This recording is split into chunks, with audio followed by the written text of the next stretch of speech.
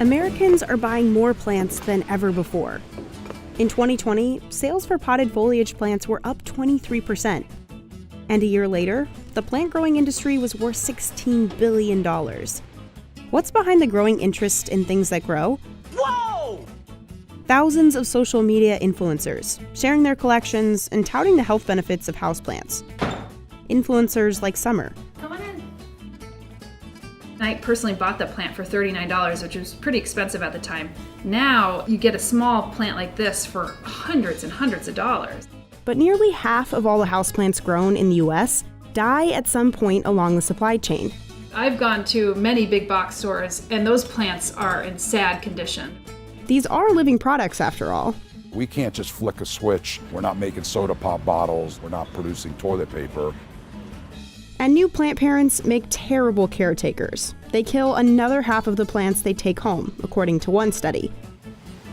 So as demand increases, so does the amount of waste the houseplant industry creates. It'd be as much as 7 or 8 years to produce a plant. Think about all of the input that had to go into that plant and to just have it thrown out the door.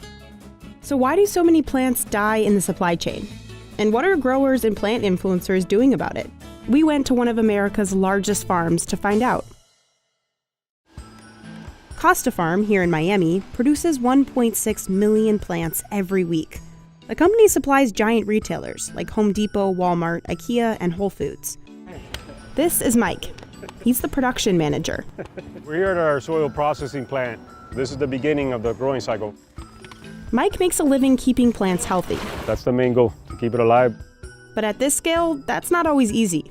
Costa has to maintain the perfect ratio of light, water, temperature, and food. We can only deal with the natural factors. Every grower will lose some plants along the way.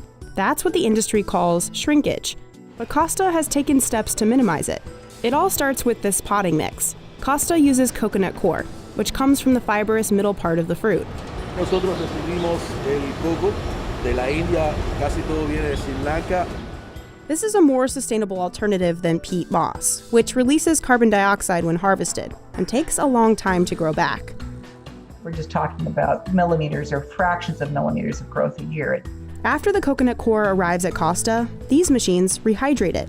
It's then ground and mixed with wood fibers. This machine drops the soil mixture and fertilizer into pots. Workers gently flatten the soil by hand to get an even spread. Costa says this recipe gives plants the best chance of survival until they reach store shelves. Next, the pots head over to the production area to get their young plants. These are cuttings taken from the stems of more mature plants. These workers place the cuttings into pots. They're fragile, so they have to move fast. La idea es que la planta no sufra estrés. Mientras más rápido sea el proceso, es mejor. Tenemos menos pérdida en el campo. During this process, growers nationally lose an average of 20% of their plants, although Costa says it loses half that. Another reason plants die? Disease and pests. The biggest concern are spider mites and mealybugs. They're sucking the juices out of it. The leaf is not able to get the proper nutrition. Workers inspect every plant. If they spot any spider mites, they fire up this fancy gun, which is actually a repurposed leaf blower. The dust that comes out is full of bigger, predatory mites. Lo que vamos a hacer ahora es soltar estos depredadores, que son un insecto beneficioso para nuestras plantas. Predatory mites don't hurt the plants or people, but instead feed on the dangerous spider mites. They're also a safer alternative to pesticides. Afterwards, this giant sprinkler moves through to water them. This plant now will spend its life cycle growing here. Costa then hardens off some of its plants to avoid any more shrinkage. That means towards the end of the growth cycle, growers starve the plants of humidity, light, and water. The goal? To mimic conditions indoors. And then that plant will toughen up and we'll feel like we have more of a green thumb because we'll have been able to care for that plant better. The plants then get one more inspection. One worker places plants on the belt, another inspects the quality, removing any dead leaves. If they notice any wilting, the plants will be removed, and Costa will try and revive them. But on average, another 10% of plants perish during production in the US.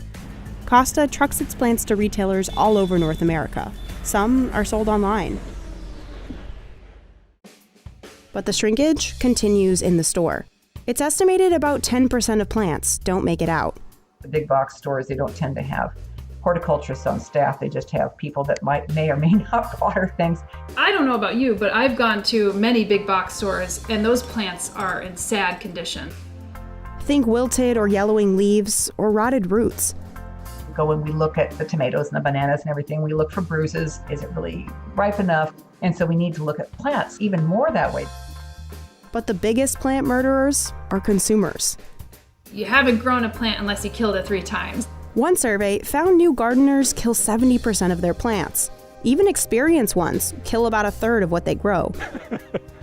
That's where we make our money, but hey, let's not say that, right? So folks, when they get plants, they tend to love them so much, they may over care for them and they may not be so successful.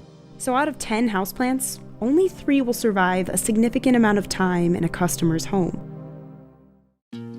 When everyone was stuck inside during the pandemic, more people turned to plants for their health benefits. And there's actually science to back that up. Researchers found that having plants in hospitals can speed up recovery time for patients, reduce their anxiety levels, and elevate their moods. The presence of plants does things like decrease blood pressure, decrease heart rate, increase endorphins, all the things that make you feel better. Plus, they're pretty.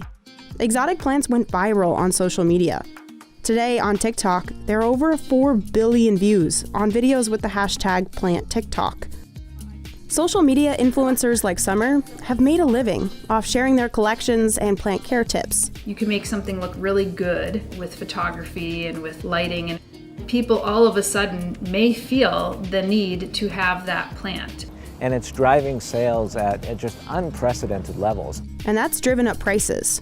We saw some people reselling the plants on social media for like $1,500 each. The demand has put a squeeze on producers like Costa. How has Costa Farms kept up with it? We haven't. We have also grown our portfolio to include different varieties of plants. But starting a new line of plants, like this Aglaonema, could take up to 8 years. And trends change fast. Through the hardening process, pest control, and quality checks, growers like Costa are working to minimize shrinkage. Costa says its shrinkage is half the national average. But as consumers buy more, there's a lot of waste, from the lost plants to the growing number of plastic pots, peat, water, and space across the supply chain. You wouldn't typically think that houseplants is an extractive industry, but in many cases it actually is an extractive industry. But there are ways consumers and producers can be more green.